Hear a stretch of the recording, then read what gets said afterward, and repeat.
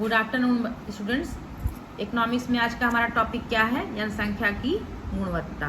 देखिए, जनसंख्या की गुणवत्ता से क्या मतलब है। जनसंख्या का मतलब आप सभी लोग जानते होंगे, किसी भी क्षेत्र में रहने वाले जनों का समूह जनसंख्या कहलाता है। अब जनसंख्या की गुणवत्ता से मतलब ये होता है कि जनसंख्या की गुणवत्ता से तात्पर्य ये है कि जनसंख्या हो, लेकिन जनसंख्या कैसी हो, साक्षर है कि कैसी है, वहाँ के लोग स्वस्थ हैं, पढ़े लिखे हैं, इसे तात्पर्य जनसंख्या की गुणवत्ता से। पॉइंट्स पर आते हैं। जनसंख्या की गुणवत्ता जो है वो साक्षरता दर, जीवन प्रत्याशा से निरूपित व्यक्तियों के स्वास्थ्य और देश के लोगों द्वारा प्राप्त कौशल निर्माण पर निर्भर करती है। मतलब जनसंख्या की गुणवत्ता किन किन चीज़ों पर निर्भर करती है? साक्षरता दर। साक्षरता दर का मतलब क्या होता है? साक्षरता दर का मतलब होता है लिटरेसी रेट, मतलब वहाँ पर रहने वाले स्त्री पुरुष और बच्चों की संख्या कितनी है, उसमें से कितने लोग पढ़े लिखे हैं, उनकी लिटरेसी रेट क्या है, ये जनसंख्या गुणवत्ता पर निर्भर कर। जीवन प्रत्याशा, जीवन प्रत्याशा का मतलब हो गया कि उन जो है जितने लोग वहाँ पर हैं उनमें से मतलब जन्म दर और मृत्यु दर, इन दोनों में जो है किसका अनुपात ज़्यादा है। जब जन्म दर जो है ज़्यादा, जो लोग जन्म ले रहे हैं, जो बच्चे जन्म ले रहे हैं, मतलब वो लगातार स्वस्थ रूप से जो है जीवन यापन कर रहे हैं और उनका जो है शरीर और स्वास्थ्य अच्छा है, तो इसी को हम क्या कह सकते हैं? जीवन प्रत्याशा कहते हैं। तो जनसंख्या की गुणवत्ता जो है किस पर निर्भर करती है? साक्षरता दर, जीवन प्रत्याशा से निरूपित व्यक्तियों के स्वास्थ्य और देश के लोगों द्वारा प्राप्त कौशल निर्माण।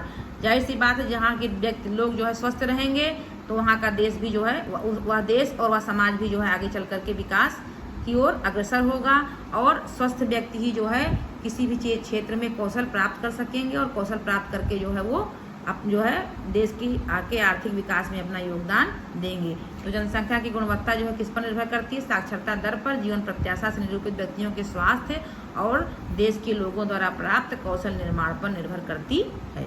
ये तो हो गया पहला पॉइंट। दूसरा क्या है? मानवीय संसाधन में निवेश से उत्पादन क्षमता और श्रम की गुणवत्ता बढ़ती है। मानवीय संसाधन का मतलब क्या हो गया? वही जनसंख्या, एक विशाल जनसंख्या।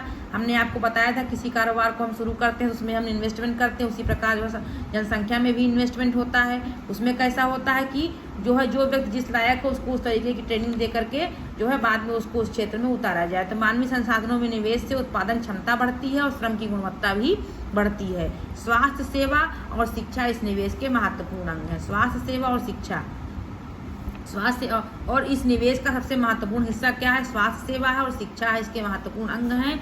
बच्चों के स्वास्थ्य, जीवन व शिक्षा पर किया जाने वाला निवेश सबसे अधिक महत्वपूर्ण होता है। बच्चों का स्वास्थ्य जो है वो जीवन और शिक्षा पर जो किए जाने वाला इन्वेस्टमेंट है, निवेश है, ये सबसे अधिक महत्वपूर्ण होता है। इसके माध्यम से ही हम देश का भावी विकास क्या कर सकते हैं? सुनिश्चित कर सकते हैं। जनसंख्या की गुणवत्ता अंततः देश की समृद्धि दर निर्धारित करती है। जनसंख्या की गुणवत्ता क्या निर्धारित करती है? देश की समृद्धि दर निर्धारित करती है।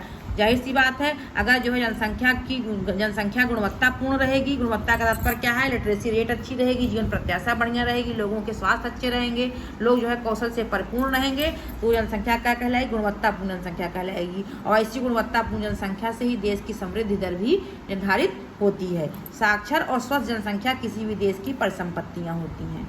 सबसे मेन पॉइंट क्या है कि अगर किसी भी देश के नागरिक, किसी भी देश में रहने वाले लोग अगर साक्षर हैं और स्वस्थ हैं, और तो जो है क्या होगा?